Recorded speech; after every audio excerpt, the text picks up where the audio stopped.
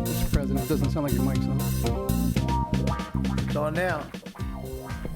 Thank you, Mr. Frost. Agenda item 1, discussion on small cell tower legislation. Mr. Gerald Lederer, attorney. If you come forward to the podium. Oh, I'm sorry. Let's start with Marty. Thank you, sir. I apologize.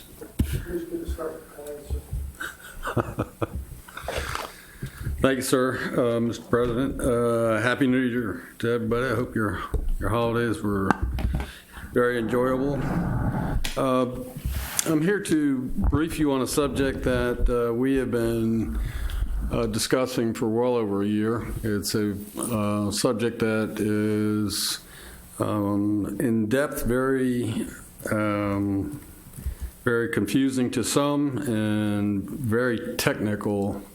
This would be small cell communications. This is a relatively, at least to me, a new form of communication, wireless technology that we have several vendors who are in discussion with the city, and at least one that has already submitted applications for the installation of these digital communication devices. Mobilite is one of the firms that we are dealing with, have been dealing with, and we have actually been working with them to study the technology as well as partially drafting legislation that we may use to authorize this type of communication installation. Initially, their discussions with us involved the installation of 74-foot towers in the public rights-of-way. That was very disagreeable to us. Aesthetically, it did not fit in with residential components of the city, and in most cases didn't agree with the commercial components of the city. Through our discussions with them, they had navigated with the existing utility companies for the rights to use utility poles in the rights-of-way. Initially, they had expressed the desire to use the city of Laurel streetlights. However, the majority of the streetlights in the city are owned by either Verizon or BGE. The only streetlights that the city actually owns are on Main Street. So they have, as we understand it, successfully negotiated with the owners of the existing utility poles to allow the installation. So it comes back to us to try and wrap our arms around this form of technology and to determine a method of processing applications and approving locations where these devices would go. As a government, we are looking at the federal communications regulations. This form of technology is heavily regulated by the Federal Communications Commission. So it's unlikely that the city, if we engaged any of these applicants to deny their applications, it's unlikely that we wouldn't find ourselves in court. Our efforts throughout this process has been to try and work with them to come up with methods of installations that would be acceptable to the city, both from an aesthetic point of view as well as a structural, and to have devices that are installed that are somewhat less intrusive. The models that they have shown us are, in my opinion, and everybody through this process has had an opinion, they are, while they're not attractive, they are not disagreeable. So We have a path established that would enable us to work with them as far as the type of installation and the methods of installation. So what remains for us now is to draft the legislation that would enable us to control, to some extent, the installation of this type of communication in our rights-of-way, and to determine fees that would be charged for processing the applications, as well as the potential for franchise agreements, which would provide for an annual payment based on some formula that we would devise for the use of our rights-of-way, not our poles, but our rights-of-way. So that formula would basically help us to determine what annual fee would be appropriate for this type of communication installation. The vendors that we are talking to and Mobilite, who has actually made the applications, they are not strictly, in my understanding, they are not utility providers. They are not like Verizon. They are not like AT&T. They are not BGE. They are what I call a facilitator. They're providing devices for these other utility companies to use to put their product out on the airwaves. So I have with me this evening Kevin Frost, the Director of IT, and Jerry Lederer, who is with the firm of Best and Krieger. They are the technical attorneys that have been working with us in this process. They are prepared to answer any technical, detailed questions. I would like to say that in this year, we had intended to bring you a document for your consideration and for your approval. However, fairly recently, we are made aware that the city of Gaithersburg has a model that our technical attorneys have recommended that we look at. So we have delayed providing you with our initial draft in hopes that we might find something in the language that Gaithersburg is using. They were reluctant up front to provide us with their draft until it was presented to their council. So it was recently presented. We have just obtained a draft. Our initial draft, I will tell you, was 17 pages long. The draft that we received from Gaithersburg is somewhere in the neighborhood of 88 pages. So we've got a lot of homework to do, a lot of review to do to compare the two documents to determine whether we want to go with what we call a short form or the long form. So with that, we will take any questions you may have. Oh, I apologize. One other thing. There was some question during the latter part of our discussions. Since we had received application from Mobilite, there was a question as whether or not there was a clock that was automatically started at the time of their application. A clock basically requiring us to comply with a time frame for action on their application.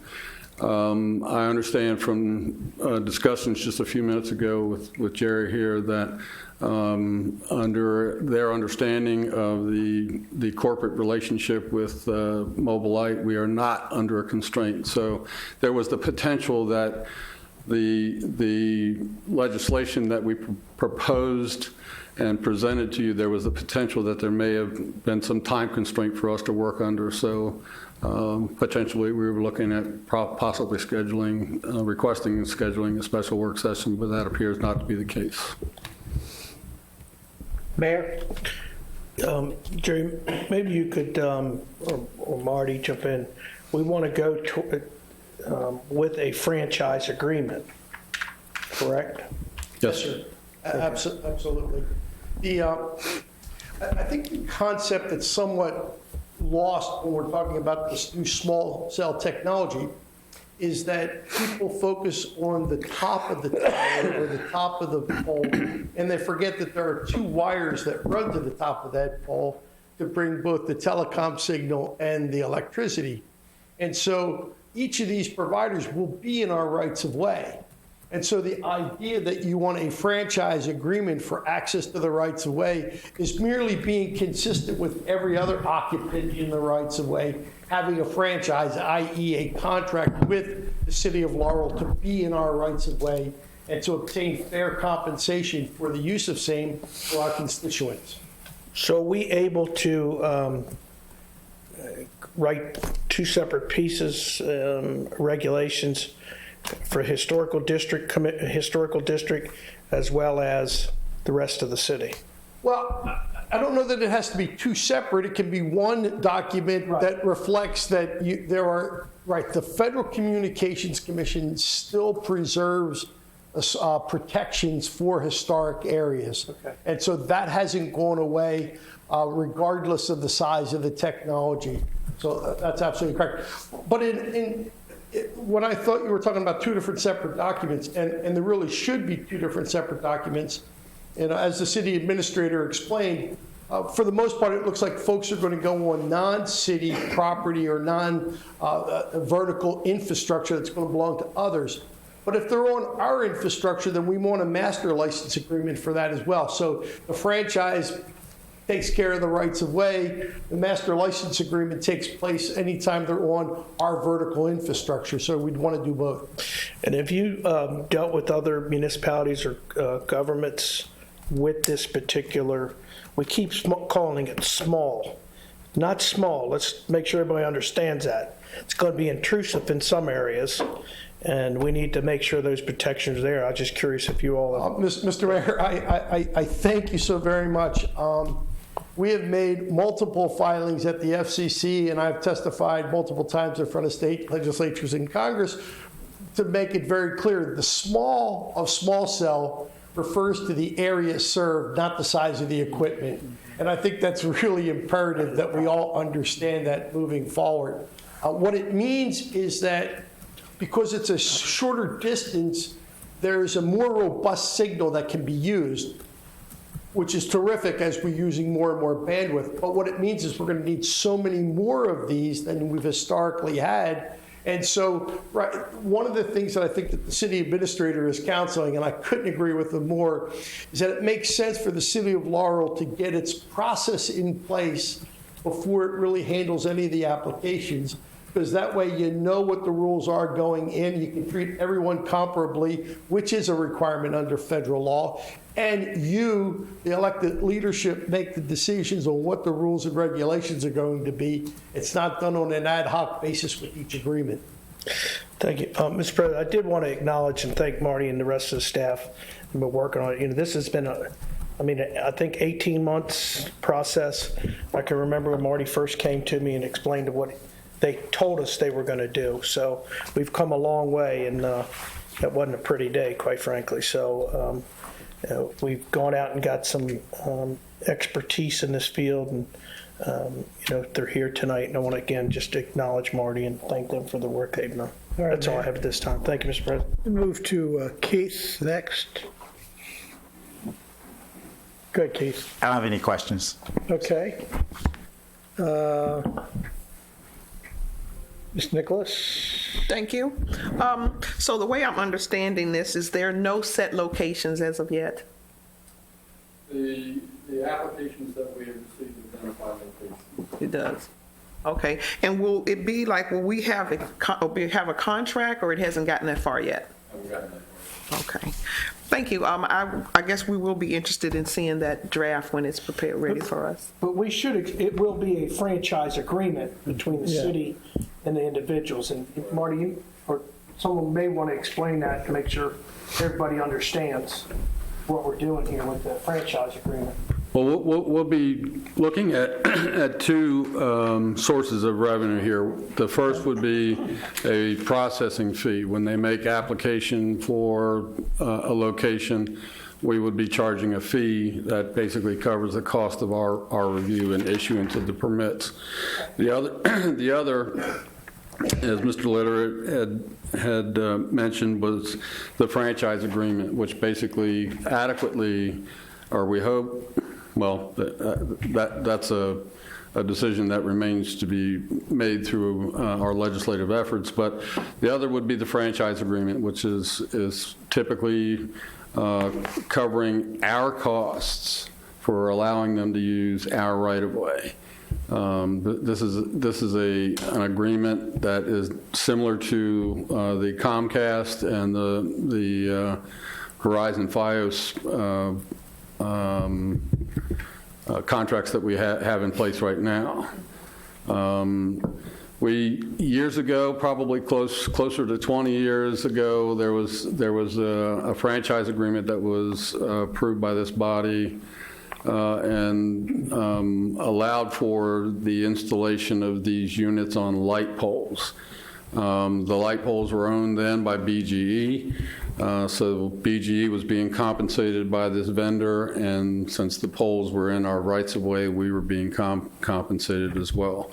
There was only 5 units that were ever installed, so the revenue from our franchise was negligible, but with what we're dealing with now, the potential for many more vendors coming in here, installing this technology, the revenues from our franchise agreements would be significantly higher. This as a layperson, I know enough about technology to be extremely dangerous. I hear this from Kevin all the time, but from what I've been able to determine reading up on this technology, this is basically the movement that's going across the country now. The effort is to remove the wires from everybody's houses. It will all be wireless, so there's going to be many vendors that will be knocking at our door probably fairly soon after we work out the legislation that would cover this agreement. But the value of the franchise is yet to be worked out. We haven't got to that point right now. Our sole effort at this point has been to deal with the legislation that would govern the technology. Madam President, when I just add, sometimes I think we make things overly complicated. So you were asking the question is, will there be a contract? And the answer is yes, there is a contract. There's a special kind of contract that deals with rights of way and permission, and that's why we call it a franchise. But when you hear franchise, you can simply think of contract, but it's a contract that has traditional components and then maybe a few other sort of semi-regulatory components, like what happens when they have to remove things or if they leave. And so it's sort of the whole lifespan of the project. But yes, ma'am, no one will be permitted to enter into the rights of way or in any of the facilities of the city of Laurel absent legal permission, and that legal permission will come in the form of a franchise agreement with the city of Laurel. Thank you. You're welcome, ma'am. Thank you, Mr. Nicholas. Mr. DeWalt?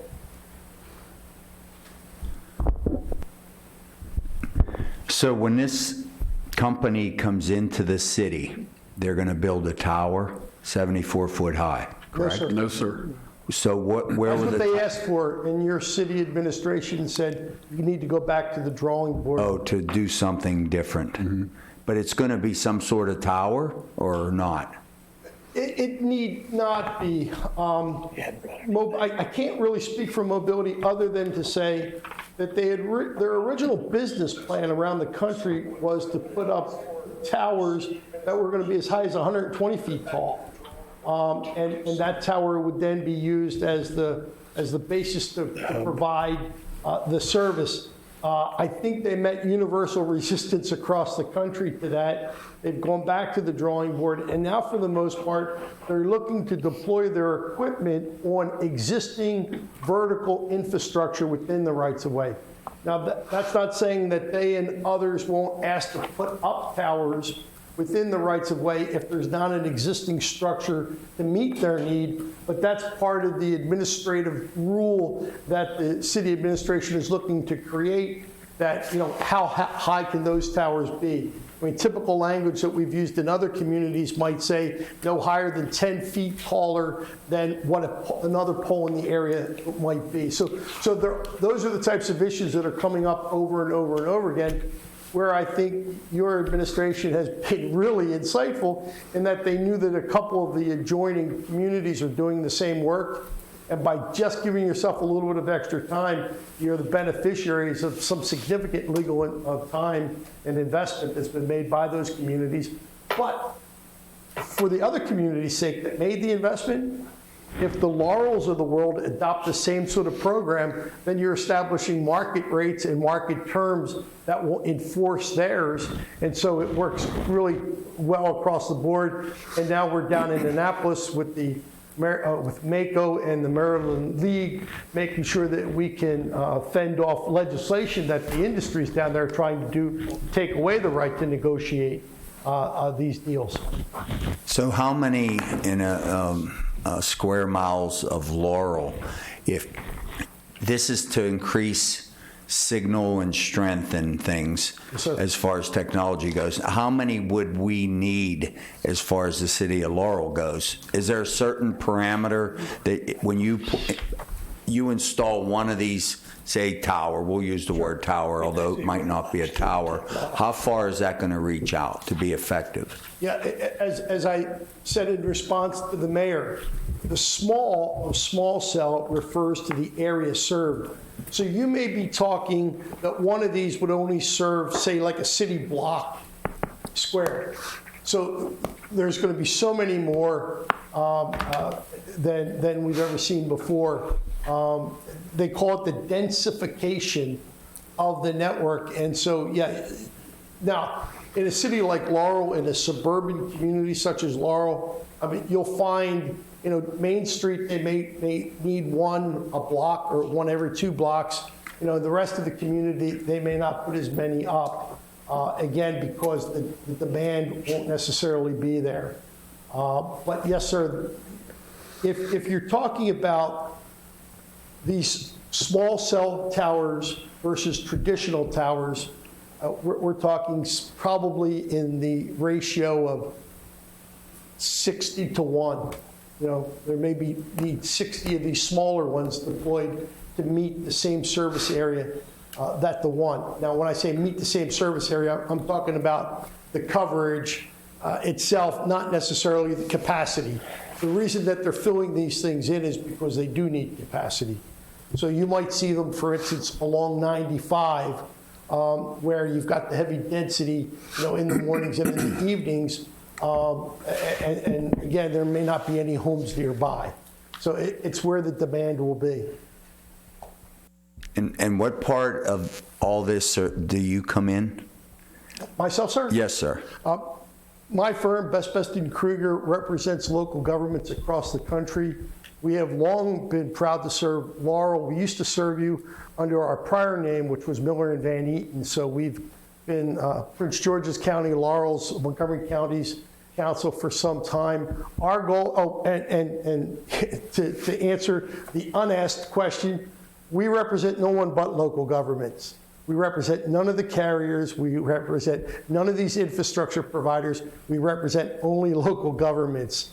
My history has been, I was the general counsel of the U.S. Conference of Mayors, and I've been with the firm for the last 20 years. And that's across the board for all of us. Where we come in is whenever the city administrator or his staff needs advice on what others are doing. The city administrator happened to mention that Gaithersburg was a city that they were waiting to come in. Well, we were Gaithersburg's council. As I said, the other alternative is maybe what Montgomery County's doing with respect to some of their zoning applications, and we're helping there. But again, our job is to say whether or not a concept runs afoul of federal law, not necessarily to tell your administration how to do it. They're the boots on the ground that know how to do these things on a daily basis. Thank you. You're welcome, sir. Thank you, Mr. DeWalt. Mr. Smalls? Thank you, Mr. President. It's interesting to see how technology is advancing, how we're going to eventually, and probably in a relatively short time, be a totally wireless community. You can drive, as you mentioned, down 95. People will be able to access the internet and other means of communication wirelessly. Everywhere is going to pretty much be, I think, that way. I think we should kind of, in this setting, not think about towers, because what I'm understanding from this is we're talking about light poles and maybe other structures, but not towers in the sense that something is going to, be some massive structure. We're calling them utility poles. Excellent. Okay. Mr. Smalls, one of the reasons that you'll hear the word towers used is because the FCC has defined any vertical infrastructure that is constructed primarily to support FCC licensed devices. That's a tower, whereas a city hall or a water tower where there are wireless devices, that would be called a ground. That would be called a ground station. So that's why you hear us say tower sometimes. It's simply the term of art.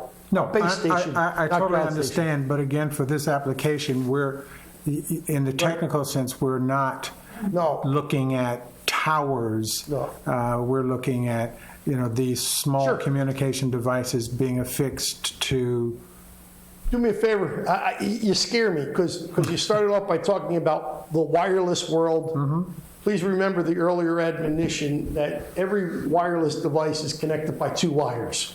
So it may be wireless to the end users, but there's an awful lot of wires that are going into our rights of way that we need to address. I agree. And so I'm just a little bit nervous about that. If I may, well, you referred to this application. Actually, what we're looking at doing here is crafting legislation that would be used for all applications. Yeah, when I say application in this case, I don't mean someone's asking us to give them permission. I totally understand what we're doing here. So application was obviously the wrong word. It's not, we're working to put a process into place. I got it. So talking about process, there'll be 2, as I understand it so far, 2 efforts, I'll just say, that we're going to undertake. One is legislation as part of the process, and the second one would be franchise agreements. Right. Establishing the criteria for franchise agreements. What I'm interested in getting a sense of, Marty, did you mention that we're already being asked by vendors for access or permission? We have received applications from Mobilite. We are in conversation with several other vendors who are coming up with proposals that we understand they'll be submitting anytime now. Timeline for both legislation and then general timeline.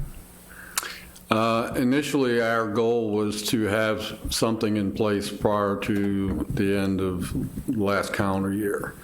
Our goal now is either towards the end of February, the middle of February, in order to have something to present to this body. It may be sooner than that.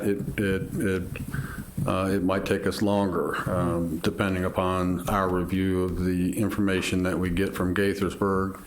And it almost seems every time we sit down to discuss this, there's some new aspect that's coming down the pike, whether it's technology, whether it's changes at the federal level as far as regulations go, which is why it's taken us so long to get to this point. Can I make one comment, Mr. President? Go ahead, Mayor. Smalls, I just want to make sure everybody's clear. And Marty and them have been working very hard, but my thinking around this has been we will submit it when we're comfortable and we feel like we've got everything covered. And again, as you heard Marty just say, we may have a piece of legislation for you, and 2 days later, something's going to change out there the way it's moving so rapidly. But that's what concerned me before when we were trying to move very, very fast because we had an applicant. So I just want to make sure we've got everything. That's why we have an expertise here in that field that we're using. So I just want to make sure everybody's clear of that. We will definitely keep council posted and ask for their input as we move along. Councilman, sometimes I like to answer the question that I think is unasked.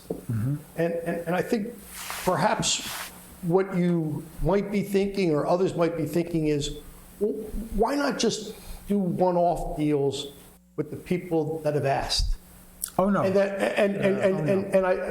What I wanted to point out is that under federal law, there's a requirement that there be non-discrimination. Yeah. And so while sometimes it's tempting to get the deal done, to get it out of the road, the problem is that those terms then will hamstring us, pardon me, for any other deals that we want to do moving forward. No, my interest is, as the mayor stated, we want to take our time, we want to do it right and make sure that, the city is covered and gets all the benefit that it should get. My timeline question really was more to the fact that Mr. Fleming pointed out that there had been applicants, I'll just say, or folks who are interested in it. And as you stated, I don't want that kind of pressure to move something forward because we have someone waiting in the wings. That's where I was going with that. Yes, sir. But I follow this, so I'm okay with where we're going. Thank you, Mr. Smalls. Let me, Marty has explained where we're going to go from here. Let me just make a couple comments. I think the franchise agreement he was referring to is Ricochet. Okay? It was a great idea, and if they'd been able to follow through, it might have worked. The second thing is that I was around when we were talking about West Virginia mushrooms, 8.5 feet across. And I sat in I've sat in the chamber when it was established. It was a little bit different. And I said, I don't understand this. You tell me that's the smallest size you got to have. Right. And I saw the pictures in Japan, and they're all about this big. Okay? So the problem that I have in looking around the city, because we still got a lot of telephone poles, I've got wires up there that are not being used, that haven't been removed. And I'm not pointing fingers or throwing stones. And when equipment does get installed, it's not maintained properly. If it's a ground box where they had to hook into something, and you're going to have that because we've got some new underground wiring with some of our, that gets kicked over by the kids, I understand it, but you ought to fix it. So again, those are my thoughts about all of these issues. Because in fact, I still got copper wire into my house. Okay? I got Fios to the pole and copper wire into the house. Absolutely. Okay, and there's a lot of people that still have that. So it's not only going to be, we're going to put this new stuff in place and hopefully overcome all the fears that people have. And people are going to fear, geez, I don't have wire in my house. What do you mean I'm still hooked in? Okay, so again, I think those are the things I think about as we look at the legislation, as we look at the process. Planning Commission will be looking at a lot of these things. You say you're going to poke something up another 10 feet. It may come to the Planning Commission depending on where it is. Okay, so again, I think this is all good discussion, but as Fred said, we don't want to push it hard to where we miss something. And Ricochet is a good example. It's a wonderful example there. You're right. There's Ricochet equipment that's still. It's still out there. I just finished negotiating the Comcast cable franchise in the city of Philadelphia, which is my hometown, and Ricochet Ricochet infrastructure. One of the wonderful things, Mr. President, is that because of your long-term participation in the National League of Cities, on a national level on the T&I committee.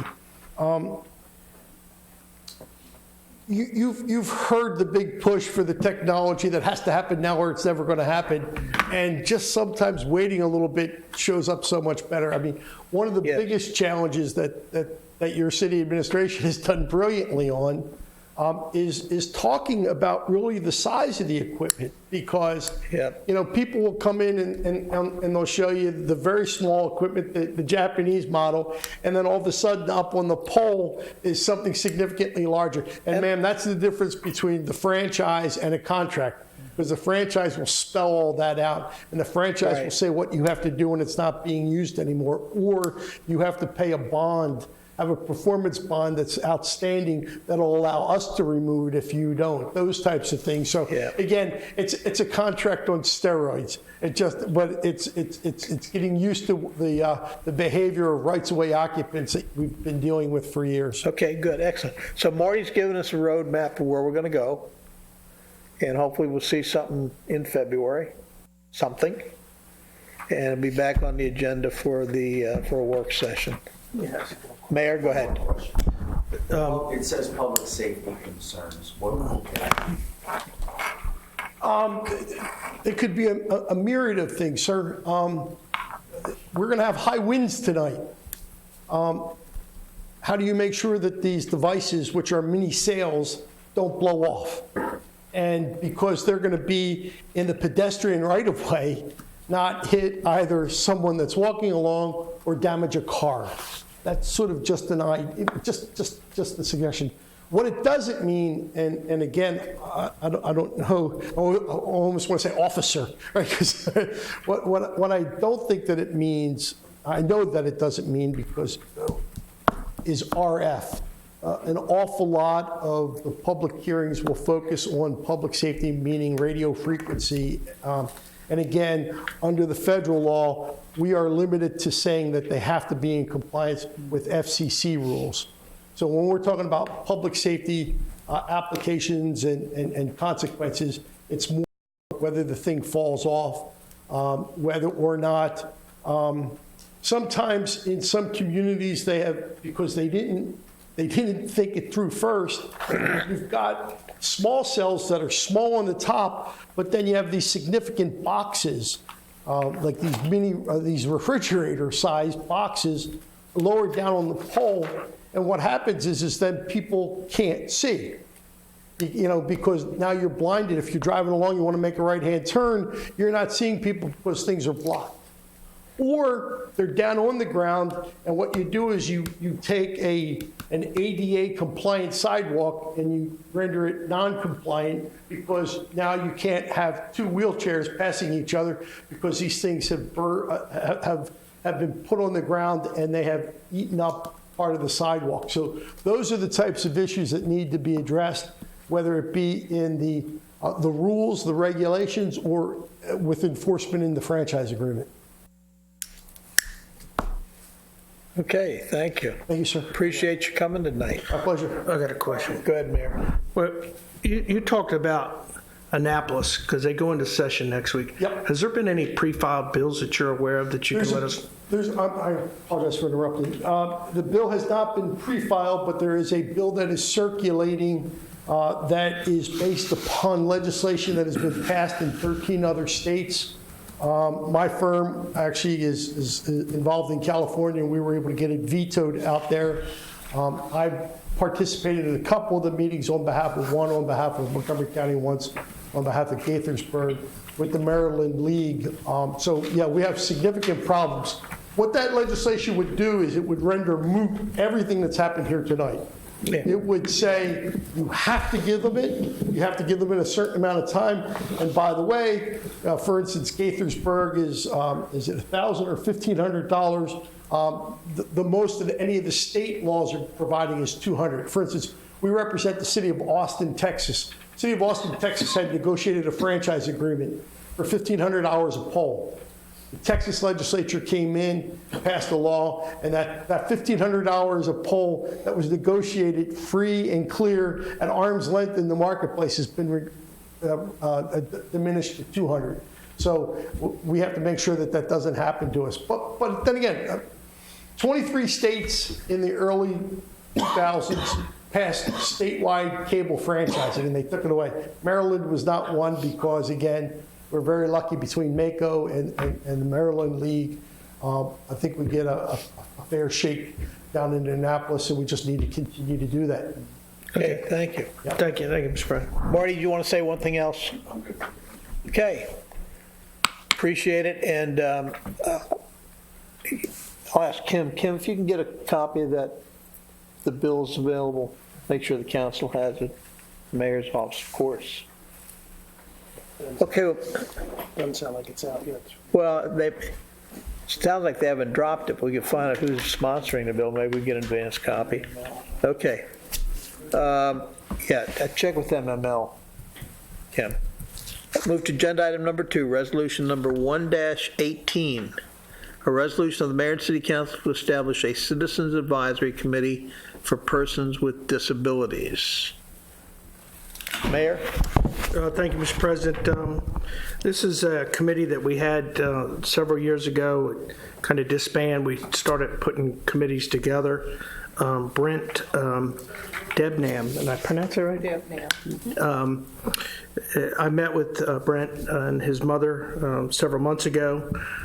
They asked us to take a look at it. We made a commitment that we would. We talked about it internally.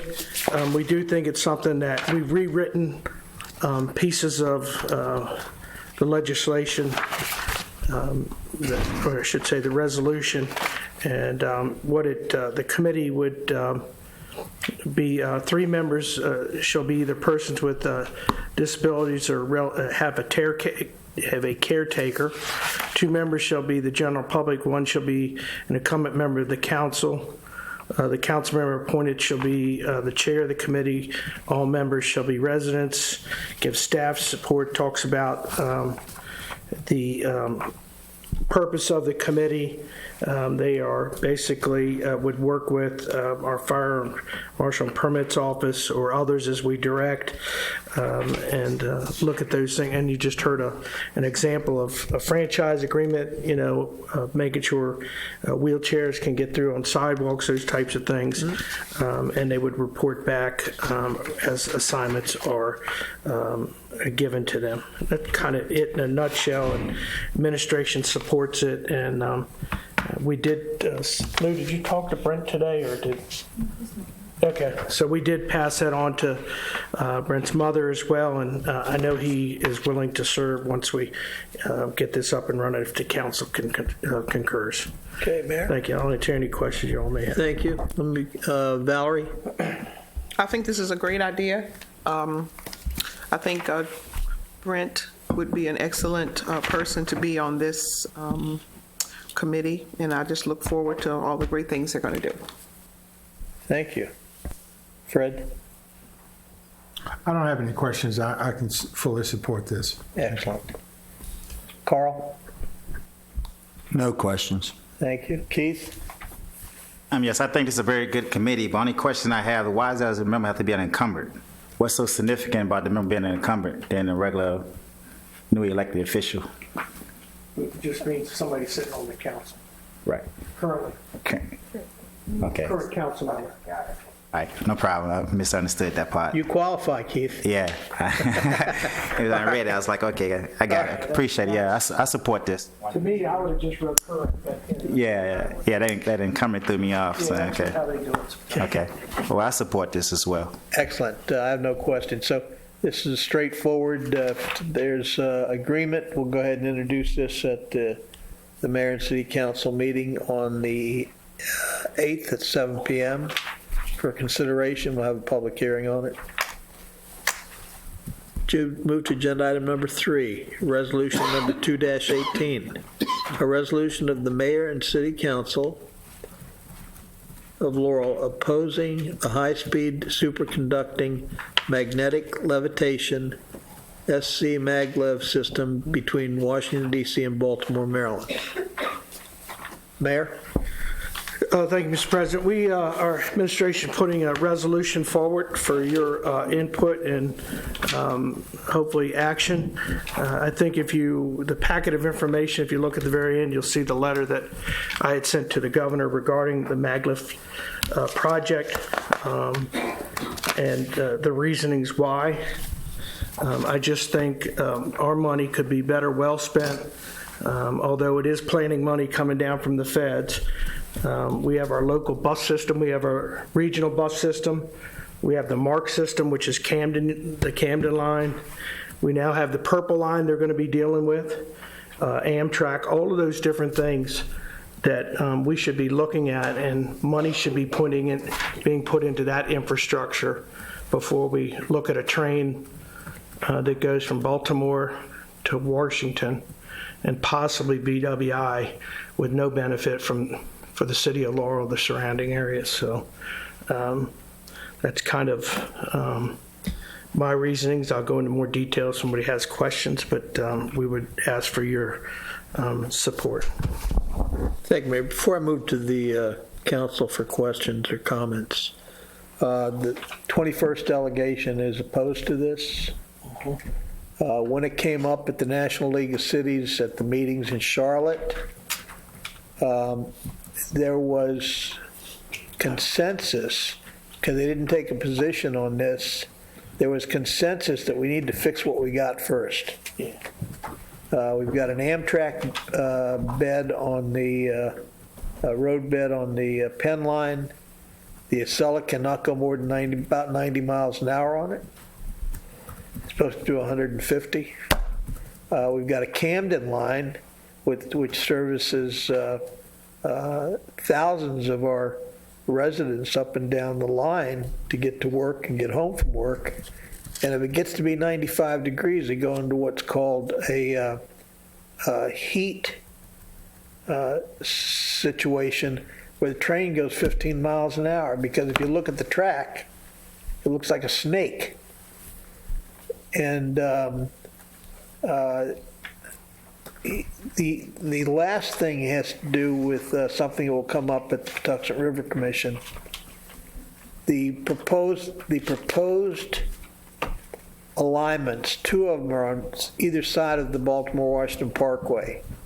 And the thought is that will do a grave damage to the greenway. We've got very few greenways through the corridor here. They're building up on 95, you go 97, that's starting to build up, but you still have the greenway, which is the Baltimore-Washington Parkway. So I think the Patuxent River Commission, I know it's on the agenda for discussion. They will probably take a position against this. So again, and what we heard here in these chambers when they made the presentation, the statement was made that they have maglev running in Japan. It's running on a 30-mile section and it runs 40 times a year, and that's it. Because there are still some issues. If you got people standing in those cars, even when they do the soft shutdown and have to come to a stop because of danger on the tracks, you better not be standing up. You'll be on the bulkhead of the maglev train. They haven't figured out all the problems.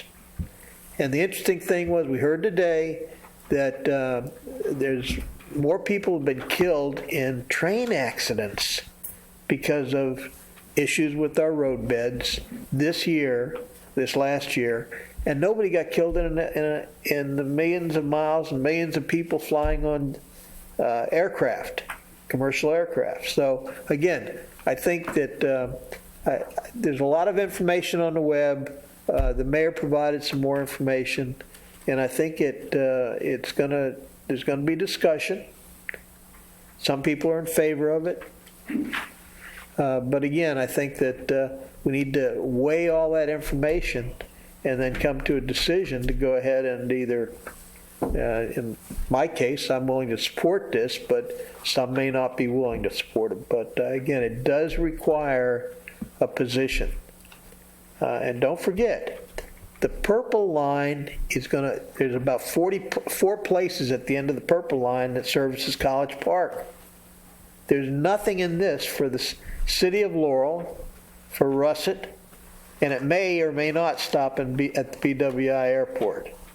So it's gonna go 50 miles, whatever speed it's gonna go. And I think we need to consider, is that a prudent investment when we've got infrastructure that's failing?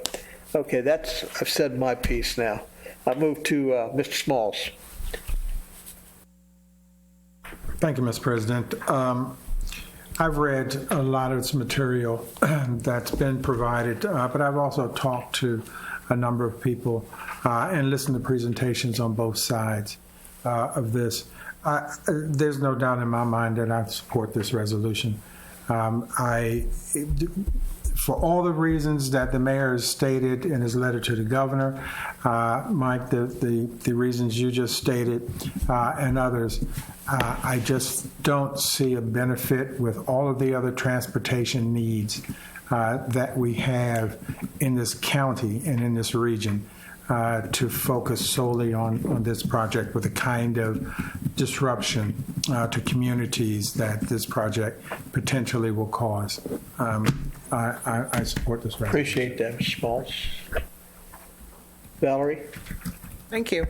In my federal career, I served as the staff advisor to one of the presidential appointees under the Surface Transportation Board, and I know that there's a lot of issues when it comes to these high-speed rail trains.